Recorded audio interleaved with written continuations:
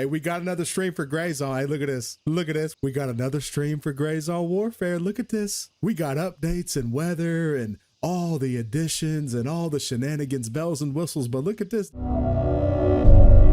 What's up, everybody? Welcome to the show. We're back on the topic of grayzone warfare. I wanted to wait a few days to give my reaction on the new update. I want to fill you in on everything you might have missed and give you my likes, dislikes about the whole thing. Let's start with the overall grade, if you will, that I'm going to give the update. Again, having not played it, it's about an 8 out of 10. I was very happy. They didn't sit there and, talk about updates that are coming with updates and update you on those updates. It was like, hey, this is what you're getting. They've changed their roadmap significantly, which is, I want to be clear, a W. It is a very good thing. With a heavy PvP focus, there are some things that I'm worried about. My big complaint about grayzone from a PvP perspective is it is way too forgiving. It's not hardcore enough. You can always pretty much get your body back, especially if you're playing with a bunch of your faction members. You can get your gear back all the time and you can kind of be careless. And those long helicopter flights, it was punishing to, at least try to take those back and find your body. But we also hated that. So they're trying to combat that with these new POI cops or combat posts. It's basically a mini fob. I'm assuming the storage on it is going to be similar to your fob, but smaller. Some of them are going to cycle on the map here. I can actually show you. My theory is that on the triangles, each one of the posts, that's probably eventually going to be a in-game vendor who will have special items. Maybe they will cycle from,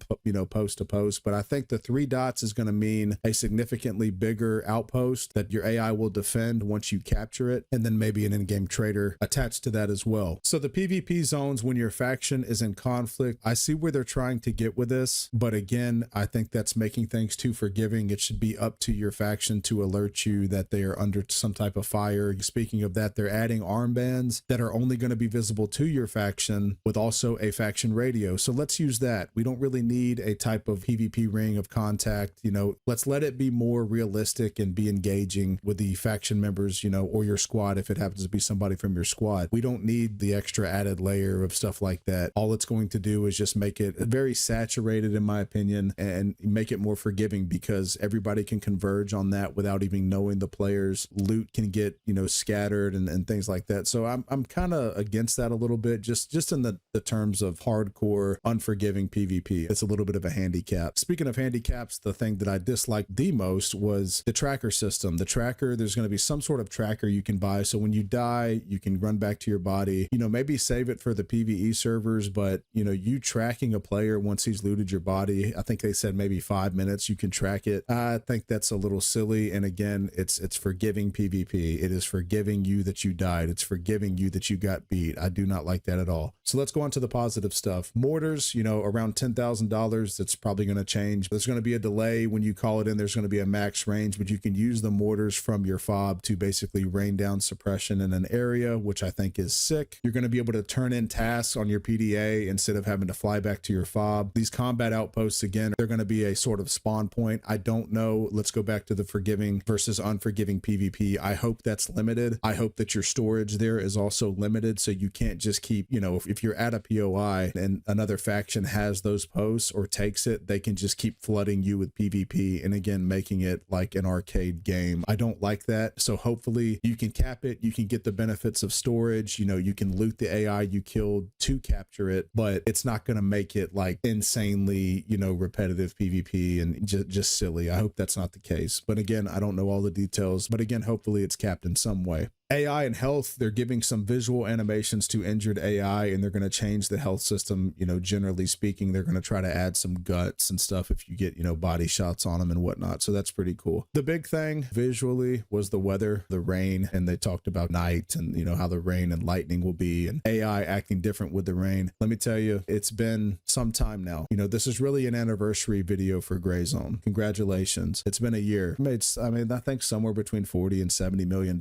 And we're adding rain so I can get with my 4070 Super 15 FPS in Tiger Bay while it's raining. I'm still hopeful, even though I've been let down a few times with this. I have people with a whole slew of different types of specs. And when people have mid-tier to upper mid-tier specs on their PC and they can't just simply play the game and enjoy it, it's kind of silly that we're adding rain. And I'm not talking about they have a 2070, 10-year-old PC parts, 5-year-old PC parts. They have good rigs and they can't enjoy a new new modern day shooter. It's silly. So we're adding rain. In my opinion, all the other stuff, you know, cool, add it, but I don't think they should be tweaking the environment and stuff like that and trying to tax the game too much until they get it more optimized. I've been preaching that for a long time. It's got me some heat from the devs. It's frowned upon when people talk about it in their discords and stuff, and at some point we have to acknowledge that. Everybody that I've talked to so far about this, they made the jokes, oh yay, you know, my rig's gonna catch on fire when it's raining. I know there's a lot of settings you can do, but it's so complex when it shouldn't be, you know, like we're in a modern day shooter. It should be a little bit, I guess, accessible to modern equipment. So yeah, I would have loved if they would have put no rain. I'm cool with the sun going down. Great, good job in a year, sweet. I don't know about adding weather and all this type of other stuff yet. Yeah, it needs to be optimized a little bit more, but it's cool. Hey, new content, I'm fresh for it. I'm happy. I don't want to see them get 20, 30, 40, 50,000 players, God willing, you know, with the new update, and then a week later they're back down to 5,000 or less because people can't play the game. It is the number one thing. Again, I've been complaining about this and I've talked to a slew of people. It is the number one issue right now. So adding stuff that's going to make it worse, it worries me a little bit. So one of the biggest things that he touched on that no one's really talked about is real-time tasks. There's a few different types of things. There's going to be squad tasks where a squad leader can accept a certain task. The example they gave was going into Midnight Sapphire, killing a certain amount of AI and looting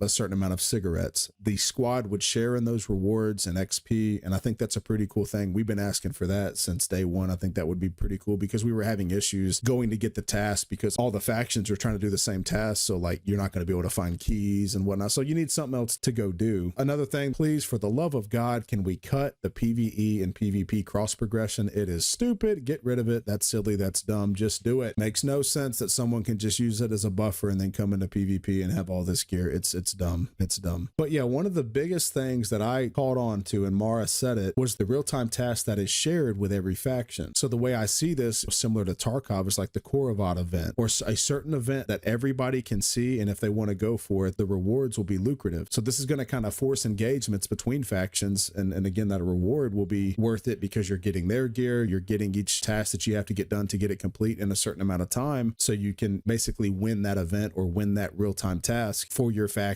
or whatever the case may be. They didn't really go into too much detail with it, but I think that's a big win. So the review, overall, very good update. My worry is that a lot of people were complaining about the PvP, you know, after performance, obviously, and optimization, but I'm kind of worried that they're adding too much now. I feel like they could have added about half of this stuff. The combat posts were supposed to come like 3 or 4 wipes from now. They're putting it in a little early. That should have been almost enough. So that way we don't really have to fly back. We can spawn at these outposts. That's pretty cool. So the PvP is a little more incentivized. So it saves you time a little bit. So PvP is going to naturally happen there, but adding all the other stuff, I don't know, man. I hope it's chaotic, but I hope it's not silly. With these types of games, and the way that I see Grayzone evolving is more of a DayZ than a Tarkov. I see it becoming a true survival open world experience, having a more focus on food and maintaining your health and your loot and your gear and stuff like that. Like, it would almost be cool if the fobs were like a lot smaller and like, you know, you spawn randomly on the map. There is no helicopter system. You know, it's almost like a DayZ, but more PMC-ish, more modern weapons and whatnot. I think it'd be pretty sick. You know, you can still keep the lore and the tasks all intact, but I'm worried about it just being so saturated with PvP and things now that we're kind of getting away from the hardcore aspect and making it an arcade game. One of the last things that I was very excited for, and you know, the CC, like our organization, we're very excited for this as well, is the custom servers at some point. I don't know how soon that's going to be. I don't know the stipulations. I know that there's going to be around 126 player cap that they're going for if you cut down on the AI. I don't know if that's going to be stable, but 126 players on Lemang fighting for certain things sounds insanely sick, as long as it's hardcore enough and the PvP is ruthless, man. I have multiple videos talking about this system with these types of games, the risk reward, the gamble that you're taking, and the more that these games get away from helping you with that gamble or giving you a crutch or giving you a bailout, to me it takes away from the experience. Operationally and running with squads or your faction working together, that's all fine and dandy, but if you can just die and not get punished for it, I don't know, there's all these new utilities to spawn at, trackers and little alerts on your map to get you back to your body. What incentive, what is your risk that you're putting forward? If you gamble, you don't get that money back. So when you win, it's more rewarding. It plays on the emotional systems of you as a human. And I think that Grayzone should try to focus on that a little bit. Obviously performance again, but like if we're gonna really try to incentivize PvP, let's incentivize the risk and the reward system. Not just make PvP more accessible, make it more accessible, but also more punishing if you're not successful. And that's the main thing I'm worried about this update. Overall, still very good. They're moving in the right direction. I'm very happy with the update, but those things worry me. Performance with the new rain and weather systems, and then maybe too much PvP focus with not enough, risk on the table every time you go PvP. Too many systems to bail you out and help you get your gear back and whatnot. So when is this update coming? From my understanding, again, this is just a speculation. It should be the last week of May, somewhere around in that time frame, maybe a little earlier if they get everything ready to go. I see it sometime in the second half of May, at the latest, maybe the first week of June. But what do you guys think, man? Am I overreaching? Are my worries warranted? What did you think about the update? Good, bad? Let me know in the comments. And while you're here, make sure you join the Discord below. Give me a shout when you get in there. We'll make sure you get the Grayzone role and everything. We're going to be playing this when it comes out, giving it a solid go. We like to run big faction groups. It's going to be a lot of fun nonetheless. But that is all I have for you guys. I will catch you on the next video. Thank you.